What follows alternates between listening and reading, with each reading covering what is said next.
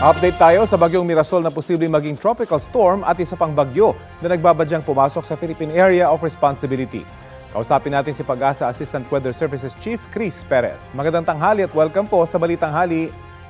Magandang tanghali po sa kanila at sa lahat po ng ating mga taga-subaybay. Opo, nasaan na po yung bagyong Mirasol sa mga sandaling ito at yung isa pang bagyo na nagbabadyang pumasok sa PAR? Sa ngayon, Rafi, patuloy ang tinatawid nitong bagyong si Mirasol, itong Northern Luzon area. At kaninang alas 10 ay nandito sa may bandang Alfonso Lista, Ifugao na ang tinatayang sentro ng tropical depression na si Mirasol.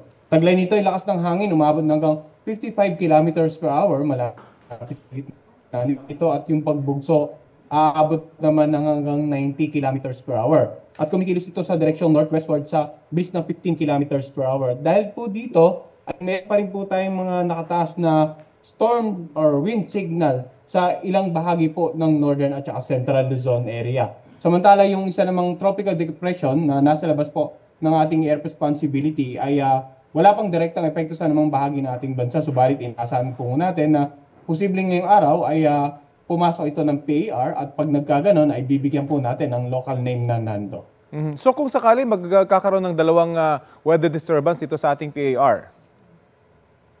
Bali, ang makikita po kasi nating senaryo ay patuloy ng kikilos sa pakanluran itong bagyong si Mirasol. And by the time na nasa loob na ng PAR itong bagyong papangalan natin Nando, ay posibleng nasa may bandang West Philippine Sea na itong bagyong Mirasol. At sa mga susunod na araw, pareho silang kikilos sa halos pakanlurang direksyon to the point na posibleng maglandfall na itong bagyong si Mirasol sa either the southern part of China, habang ito ng mga papangalan nating Nando ay patuloy na kikilos patungo dito sa may bandang dulong Hilagang Luzon. Sa ngayon, yun pinakikita nating senaryo. So sa ngayon po, wala po silang interaction, itong dalawang weather disturbance? Tama po, wala pa pong direktang interaction itong dalawang binabantayan nating bagyo. Subalit, lahat po pinapaya natin na mag-monitor dahil aside sa bagyo, posibleng magpaibay po ito ng habagat na siya namang posibleng magdulot ng pag-ulan dito nga sa ilang bahagi ng ating bansa, in particular sa ilang bahagi ng central and southern Luzon, lalong-lalo na po yung mga lalawigan sa kanlurang bahagi. Gaano po kaya kalakas na ulan ang magiging epekto nito sa hanging habagat, itong bagyo? Well, sa ngayon po, ang pagtaya natin ay posibleng umabot ng mga around 50 to 100 millimeters, or we're not ruling out the possibility na posibleng umabot ng hanggang 200 millimeters.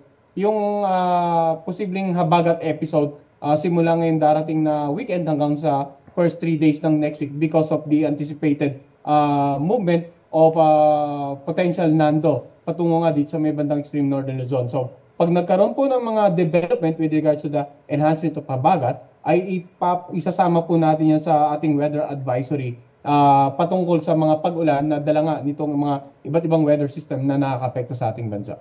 Epekto na po ba ng La Nina itong nararanasang sama ng panahon?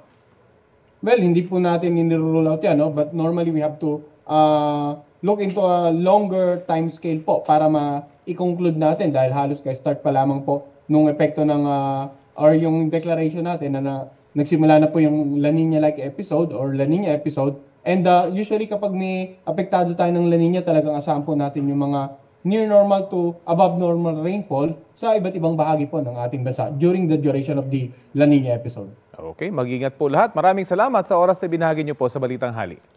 Maraming salamat din po at magandang araw. Si Pag-asa Assistant Weather Services Chief Chris Perez.